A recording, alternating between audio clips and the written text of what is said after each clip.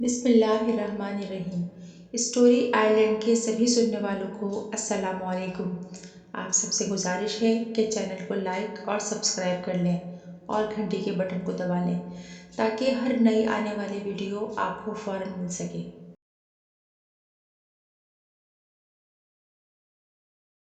کچھ عرصہ قبل میرے ساتھ ایک عجیب و غریب واقعہ ہوا۔ میں انکم ٹیکس ملتان میں ملازم ہوں، پارٹ ٹائم جنرل اسٹور کرتا تھا۔ ایک رات کو میں 10 بجے اسٹور بند کر کے گھر گیا۔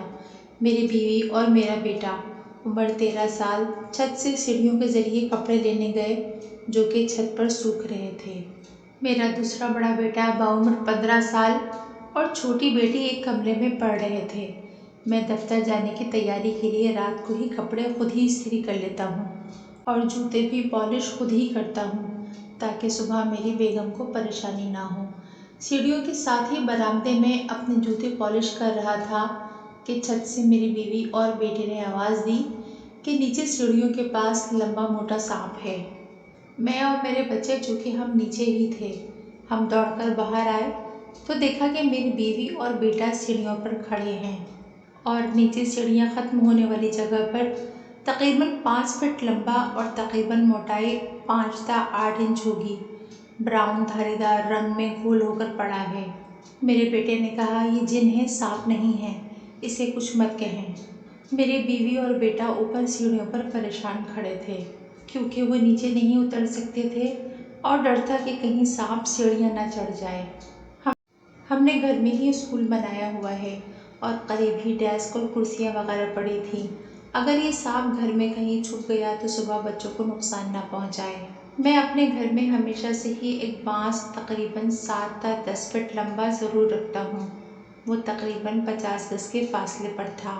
بچوں نے اور میں نے کافی باتیں کی مگر سانپ نہ ہلا۔ لائٹ جل رہی تھی، سب اسے دیکھ رہے تھے مگر میں بھاگ کر وہ بانس لایا اور سوچ سمجھ کر دیکھ بھال کر سانپ پر بانس کا ایک زوردار وار کیا کیونکہ مجھے ڈر تھا کہ اگر وار خطا گیا تو یہ بھاگ کر کہیں چھپ نہ جائے یا کسی پر وار کر کے کاٹ نہ لے۔ میرا وار اس کی کمر کے درمیان میں لگا، سانپ اچھلا۔ میں نے دوسرا وار اس کے سر پر کیا، اس کے منہ سے عجیب و غریب چیخ نکلی جیسے انسانوں کے منہ سے نکلتی ہے۔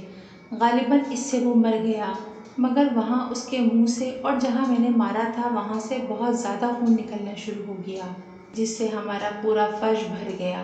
اس سے پہلے بھی کئی سال پہلے میں نے کئی سانپوں کو مارا ہے یا دوسروں کو مارتے دیکھ چکا ہوں، ان سے کبھی خون نہیں نکلتا تھا۔ اتنا زیادہ خون سانپ سے نکلتا دیکھ کر میں بہت ڈر گیا۔ اس کے بعد میرے بیٹے نے بھی ڈنڈے کے چند وار اس پر کیے۔ اس کے منہ سے کچھ دیر عجیب و غریب آوازیں نکلتی رہیں پھر وہ بے جان ہو گیا۔ پھر میں نے وہ جگہ پانی سے دھو دی اور سانپ کو باہر جا کر دفنا دیا تاکہ صبح اسکول میں جب بچے آئیں تو وہ خوفزدہ اور پریشان نہ ہوں۔ میرے دماغ میں ابھی تک یہ ایک سوالیہ نشان ہے کہ وہ سانپ تھا یا جن، کیونکہ سانپ کے منہ سے کبھی ایسی آوازیں میں نے نہیں سنی اور نہ ہی کبھی سانپ کا اتنا زیادہ خون دیکھا ہے۔ ہم نے سانپ کو مارنے سے پہلے کافی دیر آوازیں لگائیں، اس کو چھیڑا مگر وہ وہاں سے بھاگا کیوں نہیں۔ جب میری بیوی اور بیٹا چھت پر گئے تو لائٹ جل رہی تھی اور نیچے ارد گرد کہیں کچھ نہیں تھا۔